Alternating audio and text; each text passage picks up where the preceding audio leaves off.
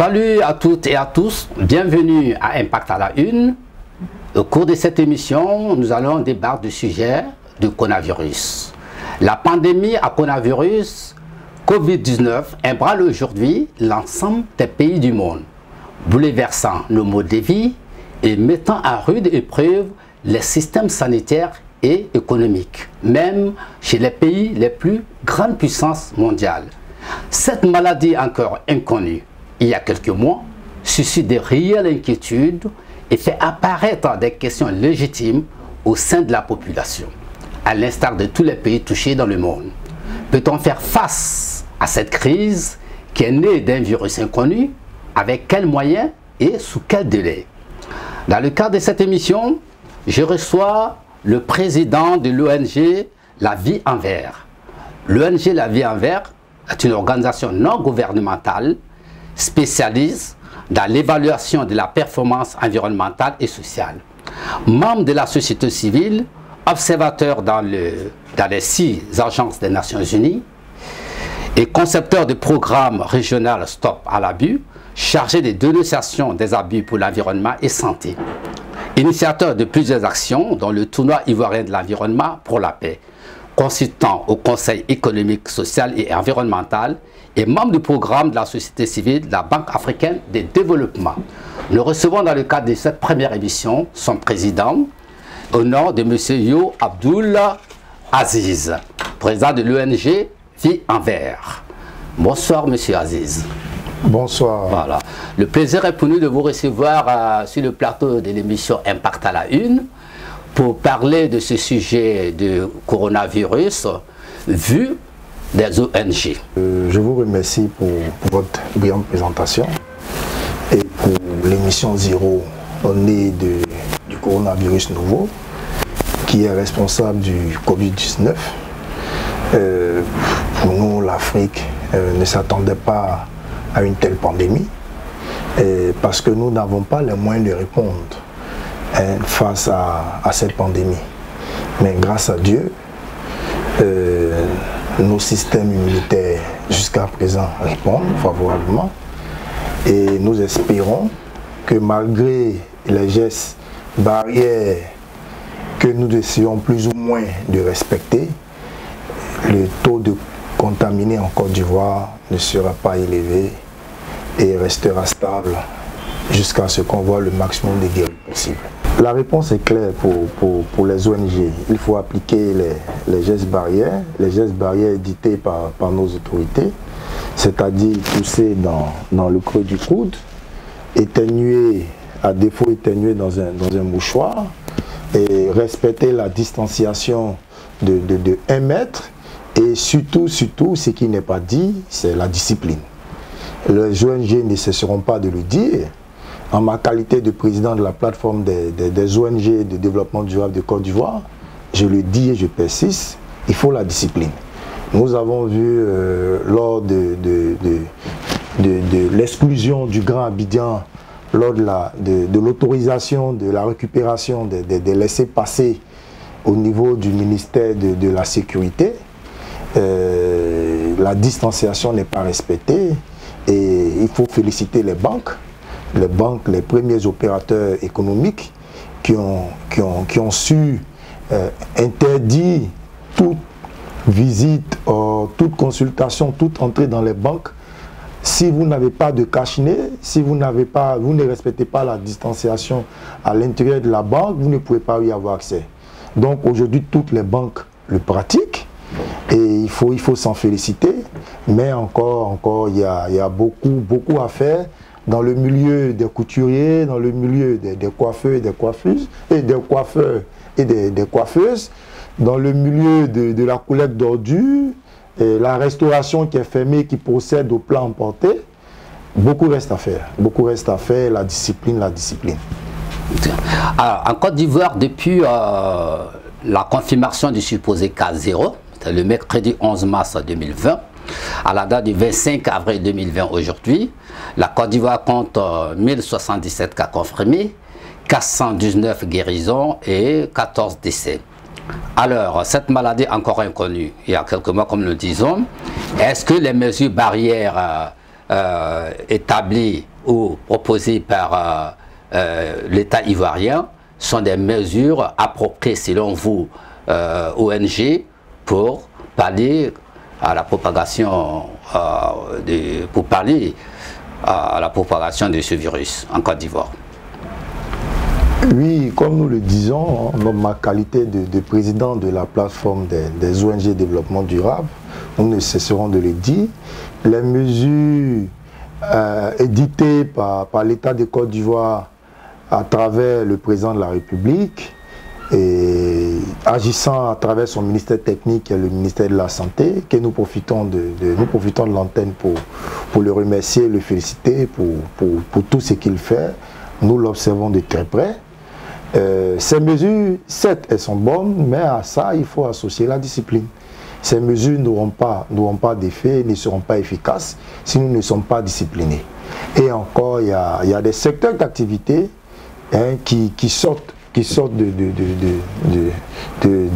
la mise en œuvre de ces restrictions barrières, qui sont les couturiers, les couturières, les coiffeurs, les coiffeuses, les collecteurs d'ordures, les restaurateurs qui procèdent aux plats emportés parce qu'ils sont fermés, et les distributeurs de vivres sur le terrain. Au-delà de ces secteurs que vous venez de citer, des secteurs qui ont pris quand même à bras le cœur les décisions du gouvernement, en exigeant bien sûr le lavage des mains, le port de cache-nez pour accéder à leur établissement. Et vous avez parlé également des salons de coiffure, des coiffeurs, coiffeuses et tout, que vous ne connaissez pas. Mais au-delà de tout cela, on nous parle également aussi de personnes vulnérables. Des personnes vulnérables. Quelles sont les attitudes que doivent adopter également ces personnes vulnérables en dehors de ce que vous appelez, comme on appelle, les mesures barrières tracées par le gouvernement? Parce qu'on a dit que les personnes vulnérables sont la plupart des personnes âgées, les personnes qui présentent déjà des signes des maladies antérieures, qui sont beaucoup exposées à cela. Et les mesures barrières prises par les opérateurs sanitaires, ça veut dire par les indicateurs sanitaires, sont-elles adaptées, telles que décrites à ces personnes vulnérables? Ou bien quels sont les comportements supplémentaires que doivent avoir ces personnes? Votre question, elle devait être posée normalement à un médecin. Mais je vais... Votre appréciation en tant qu'anatomiste. Voilà, tout à fait. Je vais essayer de donner mon avis. Pour nous, nous entendons par personnes vulnérables des personnes qui ont des antécédents médicaux. Tout à fait. Voilà, il y a des personnes qui ont qui sont asthmatiques, il y a des drépanoes, et surtout, il y a des gens qui n'ont jamais fait le palu. Bon, nous ne sommes pas médecins, comme je l'ai dit, il y a des gens qui n'ont jamais fait le palu. Donc il faut appliquer les gestes barrières dans la discipline et se référer, comme on le dit, aux restrictions qui ont été portées par le chef de l'État, ne pas sortir du Grand Abidjan et respecter les gestes barrières. Laver les mains, tousser dans le coude, voilà, tout ça. Donc c'est un peu ça. Comme nous ne sommes pas du corps, alors nous ne pouvons pas nous prononcer techniquement dans le fond de la chose. Ok. Dans les mesures barrières, il y a aussi le cas de confinement. On a remarqué que le confinement dans les pays qui sont les plus touchés au monde, il y a plus en plus de confinements qui sont là-bas, mais il y a quand même aussi la propagation de la maladie malgré le respect strict des mesures barrières. Quelles sont vos appréciations sur ces faits? Bon, il faut le dire, les médecins même ne maîtrisent pas cette maladie. Les médecins, les chercheurs, nous écoutons régulièrement les informations nationales et internationales. Ils se disent et se contredisent. Donc il faut s'en tenir aux gestes barrières et prier Dieu que la solution soit trouvée dans les plus brefs délais. Nous voyons en Angleterre depuis 2 jours, ils ont commencé à faire des vaccins expérimentaux. Donc on espère que, en respectant les mesures barrières éditées par l'État, qui a tout juste et qui a tout de suite réagi, et très bien. Donc, il faut encourager l'État à préserver la santé des Ivoiriens et des Ivoiriennes en respectant les gestes barrières. D'accord. Et vous, en tant qu'environnementaliste, quelles sont les actions supplémentaires de sensibilisation qu'il faut apporter à ces mesures barrières? La question est très bien posée. Il y a un comité, une cellule anti-Covid-19 au ministère de la Santé. Et nous les avons approchés par mesure de courrier, comme le font toutes les autres organisations. Et nous espérons avoir un retour afin d'accompagner le gouvernement et l'État de Côte d'Ivoire. Le ministère de la Salubrité a déjà distribué près de 10 000 sacs plastiques par sachet d'ordures par commune, que nous avons nous-mêmes distribué sur le terrain en appliquant les gestes barrières évidemment. Et nous soutenons aussi les actions des uns et des autres sur le terrain, des volontaires, des artistes un peu partout. Nous voyons surtout l'action de Didier Drogba que nous devons saluer. Et nous espérons, nous demandons à toutes les ONG dans les communes, partout où elles sont, de se rapprocher des mairies, surtout des comités locaux, pour qu'elles puissent aider l'État de Côte d'Ivoire à travers les mairies dans la distribution des kits sanitaires et des kits alimentaires dans le respect des mesures barrières, surtout dans le respect des mesures barrières. Elle doit être spécialisée dans la sensibilisation, il faut le dire. Il faut rappeler à tous les donateurs qu'il faut respecter les gestes barrières. Parce que sur le terrain, ce n'est pas respecté. Donc il faut que les gens commencent à respecter ces mesures barrières dans la distribution des vivres. Il y a le ministère de la Jeunesse aussi qui doit commencer bientôt une sensibilisation sur le terrain. Je crois 70% des personnes seront sur le numérique, 30% sur le terrain. Mais on ne va pas cesser de le dire, il faut respecter les gestes barrières. D'accord. Mais on a constaté que dans toutes ces actions, les actions sont menées sur un territoire de presque 322 000 km et quelques carrés, sur une surface donnée qui est le Grand Abidjan. Bien vrai qu'Abidjan soit la partie la plus infectée, on disait bien à 90% de cette pandémie, mais il y a une certaine inquiétude aussi du côté des autres parties du pays, à l'intérieur du pays, là où la sensibilisation ne touche pas réellement ces populations-là. Mais comme vous l'avez dit, il y a eu déjà des gens qui ont pu avoir des permissions lorsqu'on avait donné des permissions pour sortir, qui sont quand même sortis du Grand Abidjan pour s'y rendre dans les villages. Bon, on ne nous a pas encore donné les chiffres par département ou bien par ville. Mais est-ce que vous pensez que la sensibilisation, elle, étant basée à Abidjan, est seulement essentielle à partir d'Abidjan pour éradiquer ce phénomène sur toute l'étendue du territoire? L'ONG n'est pas en marge des engagements de l'État ou des dispositions prises par l'État de Côte d'Ivoire. Nous appuyons l'État de Côte d'Ivoire. Et il y a des informations que nous n'avons pas. L'État de Côte d'Ivoire a des spécialistes, des statisticiens qui leur permettent d'avoir une vue plus large. L'État de Côte d'Ivoire a pris des mesures et nous devons d'accompagner l'État de Côte d'Ivoire. Et nous nous félicitons de toutes les dispositions prises par l'État de Côte d'Ivoire. Donc, encore, il faut se donner les moyens d'atteindre ces objectifs. Mais comme on le dit, pour nous, l'épidémie va finir très vite. D'accord. Voilà. Mais les moyens qui sont mis à la disposition actuellement des modes de sensibilisation, vous pensez qu'il y a encore d'autres méthodes encore à rajouter? Parce que techniquement, il y a aussi l'aspect pédagogique. Parce que il y a la plus grande frange de la population qui, elle est beaucoup analphabète.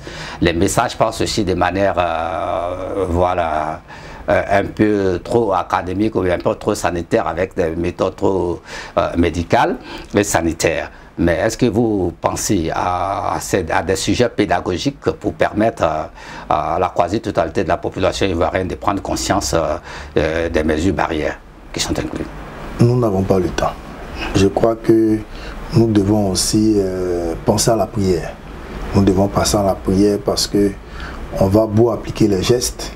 Aujourd'hui, on essaie, nous, parents d'élèves, responsables de familles, de sociétés, nous sommes à la maison, nous appliquons les gestes barrières. Mais derrière nous, nos enfants jouent entre eux.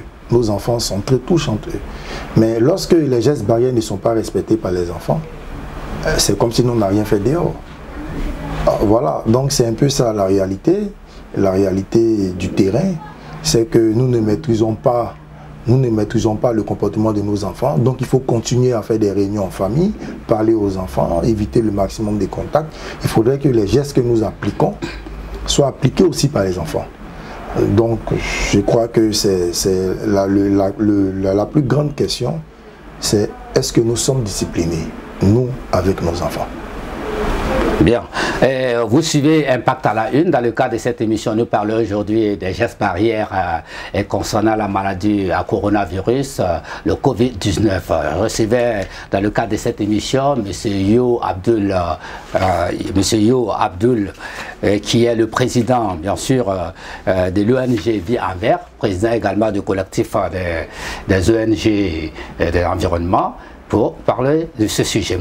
Alors, je pense qu'on va se donner rendez-vous la semaine prochaine pour un autre numéro d'Impact à la Une. Mais bien avant de se quitter sur le plateau, Monsieur Abdul, quel est le message, le dernier message que vous pouvez dire à la population dès cet instant sur ce plateau pour conclure l'aspect de, comme on appelle, des gestes barrières?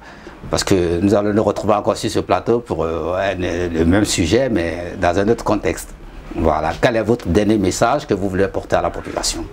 Merci de m'accorder le mot de fin.